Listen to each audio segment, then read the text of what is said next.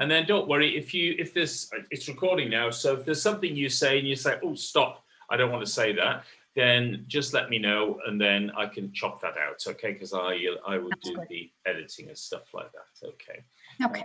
Now, are you, let's have a look. Your name, Adele Labine-Romain or Romain? Romain?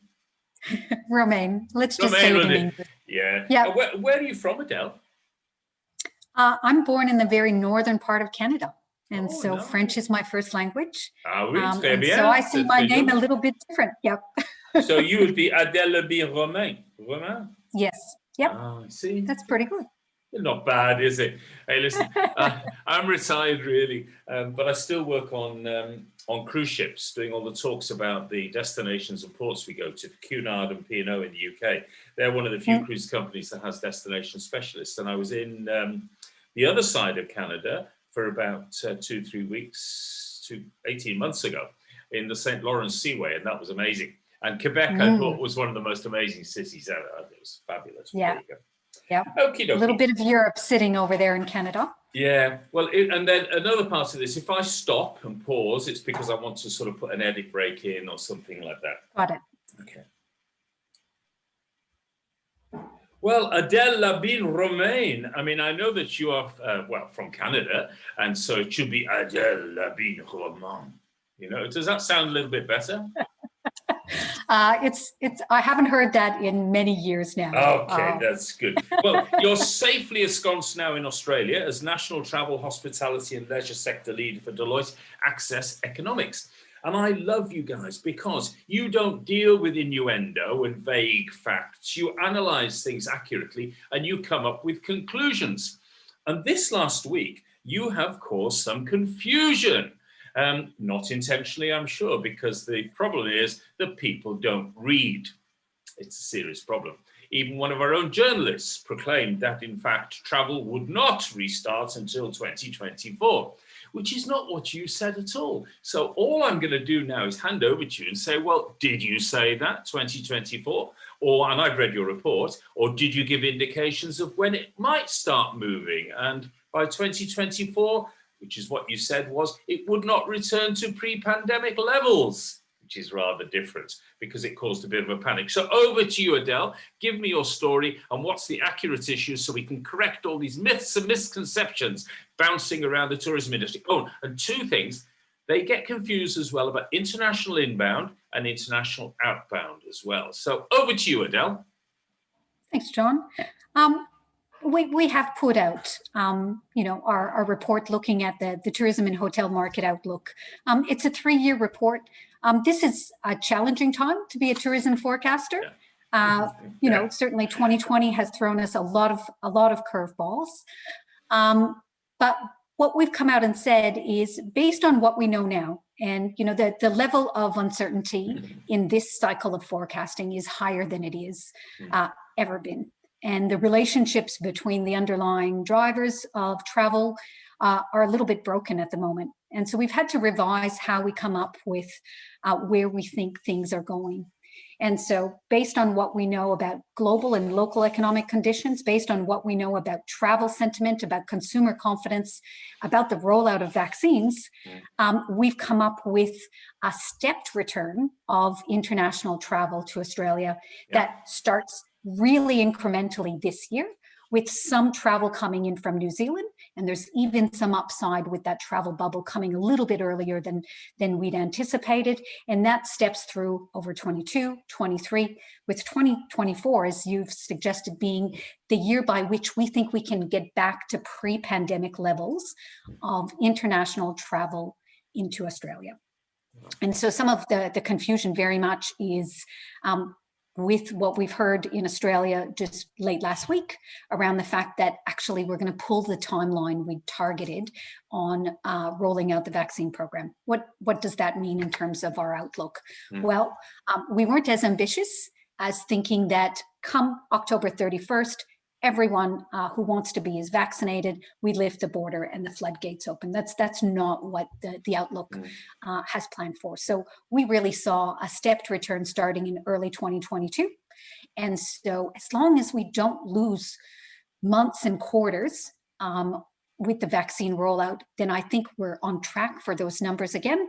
It's pretty light on in 2022 and then ramps up reasonably quickly after that, based on our understanding of where there's pent-up demand and based on our understanding of, just how quickly our systems will come up and be able to manage a much higher level of international movement than we're doing at the moment, with only 5,000 to 10,000 movements per month. Yeah, I mean, Alwyn-Jones has still said, well, he hasn't moved away from his October start at this point in time, which is quite interesting because Alan is pretty vociferous about these things. I actually thought at one point that he'd taken over as Prime Minister because he was making the decisions about when international travel would start. But, he's saying that October, it looks like, that's when they may still start, but he may change that, of course. Other airlines are already flying into Australia. Emirates, Etihad, Qatar, Malaysia Airlines, Singapore Airlines, Cathay Pacific, and so on. So the capacity is there for international travel, both inbound and outbound, albeit on a lower basis than normal. So what you're saying quite clearly is, look, 2021, yeah, maybe a little bit if the borders open, but the vaccination scenario, and I mean, the health minister saying today, look, if everybody was vaccinated, then it doesn't mean the borders open. Seems to me a little bit of a crazy statement, but there you go. 2022, things will start get going. 2023, it'll take off. The 22 is more on the bubbles, okay? And of course, the scenario in other countries, because Spain, Italy, so on, are a bit of a mess at the moment. So I think that's a much more optimistic picture. And why are the doomsayers, sort of going, oh, nothing's going to happen until 2024. Nobody's going to be allowed to go where this Citadel Island, And how do you, as a statistician that deal with facts, not innuendo, not guesswork, how do you deal with that? I mean, how do you respond to them? Well, I do think, that there's a variety of the media that's picked up on different elements of this story. And so in some cases, there's an acknowledgement that it will restart. It's really about the debate becomes when the restart is. Yep, it's going to take us a while to ramp up. I continue to kind of press the systems behind our forecasts. And, we're also projecting where the Australian population is at.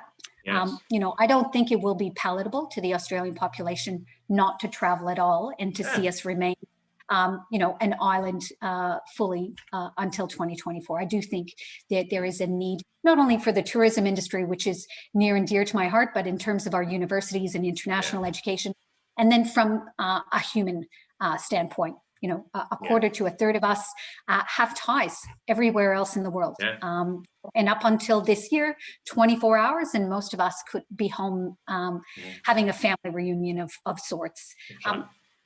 That's the human toll at some point becomes part of the equation. Absolutely, we want to keep Australians safe, and we've been outrageously successful at doing that. Yes. Now we need to roll out a vaccine, but we do need to bring a broader set of perspectives that will inform our decision making going forward, especially as we look around the world. It does look very messy at the moment. The case numbers are rising.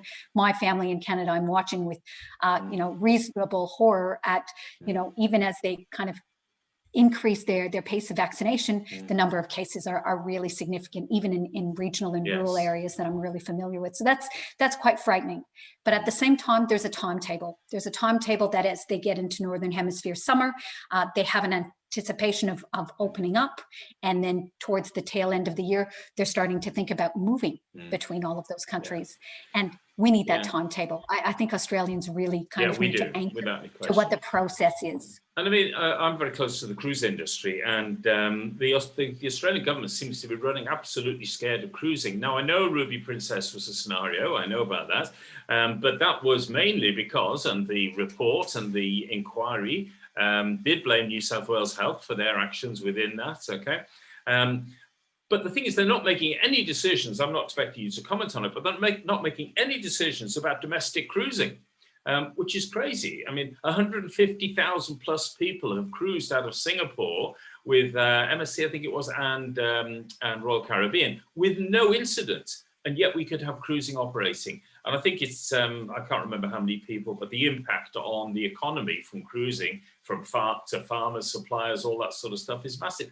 And yet they're stalling on these decisions. In Florida, the Florida government is suing the CDC for not advancing at this point in time. So it's crazy stuff. But you know, Adele, I've really enjoyed chatting with you. It's nice to get facts, not innuendo. And I mean, some of the media that we read all the time, it's just full of absolute, well, I'll say it, rubbish, okay? And it must be frustrating for you as a statistician and an economist to see media translate what you write into what suits them and what they think will sell newspapers. It is at times, but I think, you know, we operate within this environment. We try and be very clear, we clarify, and at the end of the day, many of our listeners and readers dig under the surface. And so I do think we're getting through for the most part. Well, let's hope Global Travel Media helps the travel industry in Australia dig under the surface. And I'll be writing a very nice optimistic article and using this video as well. So Adele Labine-Romain, thank you very much indeed for your input today and the clarification around the statistician side and the economic side of the current situation we're in. And we look forward to keeping in touch with you as well, because Dan Tian is off to the UK to talk to the Europeans about the vaccination processes and the supplies and so on. And the cabinet is meeting, the national cabinet's meeting twice a week.